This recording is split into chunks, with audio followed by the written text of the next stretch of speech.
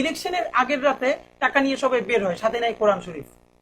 এরপরে আপনার ঘরে ভোট আছে 5টা, আপনারা বলবে কত, আপনি বলবেন 20,000, সে বলবে 10,000, এরপরে 15,000, যার যা দিয়ে পারে।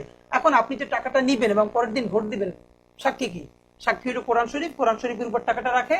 আমি নিজে আমার অঞ্চলে এই সাক্ষী যারা কোরআন শরীফের উপর থেকে টাকা নিছে এবং দিছে, এরপরে টাকাটা রাখে যে তুমি কোরআন শরীফের উপর থেকে নাও, মানে হলো এইরকম একটা হারাম কাজের সাক্ষী রাখতেছে কোরআন শরীফ। এই হলো বাংলাদেশের কালচার। যে এই লোকটা রাতে 2,000 টাকা নিল একটা ভোটের জন্য, সে সকালবেলা উঠে মানুষকে বলে মেম্বার চোর, চেয়ারম্যান চোর, সবাই চোর, উনি ফেরেশতা। আপনি নিলেন কয় হাজার টাকা? 2,000 টাকা। কয় বছরের জন্য? 5 বছরের জন্য। এখন আপনারা যে 2,000 টাকা দিল, সে তো আপনার রাস্তার ইট চুরি করবে, বালি চুরি করবে, সিমেন্ট চুরি করবে, আপনার টেন্ডারের চাল খাবে, গম খাবে, সব খাবে। আপনার টাকা তাহলে সে টাকা পাবে কই বলেন?